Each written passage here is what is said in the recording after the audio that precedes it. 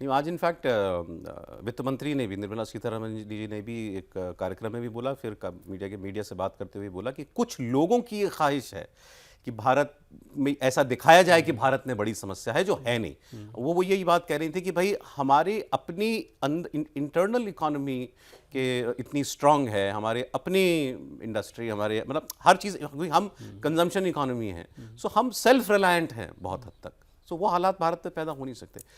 बिल्कुल सर। अब सिर्फ एक रुपए का जो डिवेल्यूएशन रुपए वाली बात, उसको छोड़ के सरकार के लेवल पर कहीं कोई ये समस्या नजर नहीं आई कि ये संकट दिख रहा हो कि ये समझ में नहीं आ रहा है, जैसे बोरोइंग घट रही हो या लोन लोग कम ले रहे हो, इस तरह की चीज़ें जिससे ये समझ में आएगी कंजम्पशन कम हो रहा है क्या, इंडस्ट्री आपका उस रूप में सपोर्ट नहीं कर पा रही हो, ये सारी चीज़ें बिल्कुल नहीं हो रही हैं। एआई सेक्टर में जो वर्ल्ड लेवल पे जो जिस काम को किया जाना था उसमें बाकी देश क्योंकि आगे बढ़ गए तो एफआईआई जो पैसे थोड़े निकल रहे थे जिसके चलते बाकी चीज़ें हो रही हैं, लेकिन मेजर कोई एक इससे जुड़ा हुआ तो नहीं है, लेकिन एक सेंस में आप कह भी सकते हैं। हाँ, ये जो अमेरिका के विदेश मंत्री का दौरा हुआ है ना, मेरी समझ से तो ये बहुत सामान्य दौरा नहीं है, सामान्य तो बिल्कुल भी नहीं है। जब वेस्ट एशिया क्राइसिस इस मोड़ पे हो कि आज आप कल युद्ध शुरू कर देंगे दोबारा ट्रंप, या कोई समझौता हो जाएगा,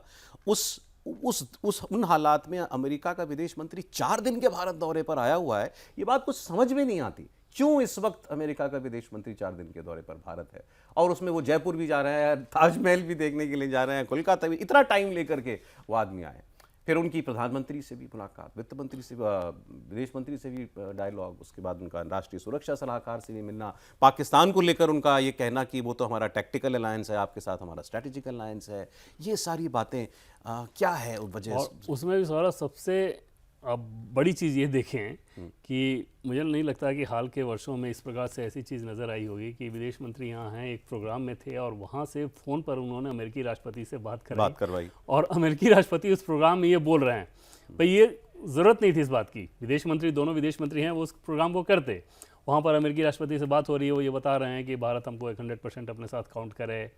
भारत को पता है कि मैं मोदी का फ़ैन हूँ, ये सारी चीज़ें।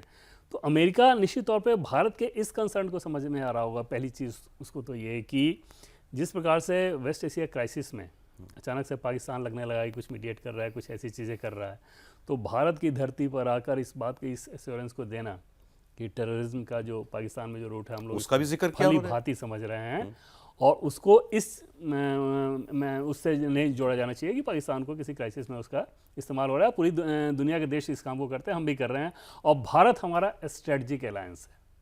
बड़ा क्लियरली उन्होंने कहा कि टैक्टिकल वो है, आप स्ट्रेटेजिक हैं। बिल्कुल। और इतने खुले शब्दों में इस बात को तब कहना जब पाकिस्तान यथासंभव अपना रोल दिखाने के लिए एकदम बेचैन है पूरी दुनिया के सामने, और उसको यूएस इस रूप में अंडरमाइन कर रहा है, और पाकिस्तान कहीं से भी इस बात को बर्दाश्त कर सकता था, लेकिन भारत में आके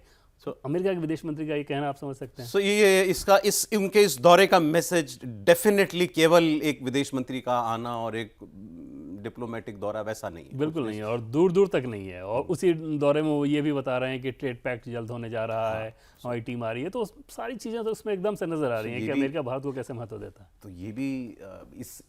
इस ख्वाब के साथ तो नहीं जाती है सारी डेवलपमेंट्स भी जो राहुल जी देख रहे हैं। हाँ, और जितनी बातें उन्होंने अमेरिका या डोनाल्ड ट्रंप को लेकर के, हालांकि डोनाल्ड ट्रंप अनप्रेडिक्टेबल हैं, ये सारी चीज़ जानती है, लेकिन उनका जो भी अनप्रेडिक्टेबल बिहेवियर हो, क्या नरेंद्र मोदी के मामले में एक बार भी ऐसा दिखा कि भारत के पीएम मोदी के मामले में वो कोई वैसी बात कर रहे हो जैसे बाकी लोगों को हैंडल कर लेते हो? सबके बावजूद उनको ये समझ में आ रहा है कि ये व्यक्ति नरेंद्र मोदी भारत का प्रधानमंत्री, यहाँ के 140 करोड़ लोगों के प्रतिनिधित्व हैं, भारत के साथ आपको रिश्ते अच्छे रखना है, भारत आपका स्ट्रेटेजिक पार्टनर है। बल्कि इनफैक्ट दूसरा उल्टा दिखाई दे रहा है कि ये वो आए हैं मार्को रूबियो,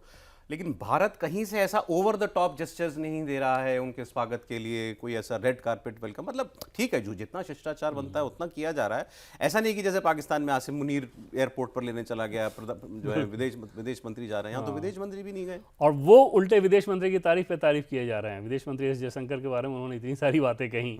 उस विदेश मंत्री के बारे में जो कि कई बार कई सारी चीज़ें इस रूप में ठोकते हैं, जिसको कहें आप सामान्य भाषा में, कि यूरोप का क्या स्टैंड है या अमेरिका के क्या स्टैंड है, इस बात को लेकर बहुत परवाह नहीं करते। अमेरिका में जाके अमेरिका के स्टैंड से अलग भारत का कोई नज़रिया है तो उसको एकदम पुरजोर तरीके से वो रखते रहे हैं, और वहाँ पर आकर आप उनकी तारीफ कर रहे हैं। तो ये तो दिखा रहा है ना कि आपकी रोबस्ट जो डिप्लोमेसी वाली ताकत है वो किस रूप में। ये तो खैर राहुल जी के ख्वाब से जुड़ी हुई बातें हुई। अब जो फिर एक हम उस हैं आपको एक लीक पर बात कर रहे हैं कि क्या प्रधानमंत्री नरेंद्र मोदी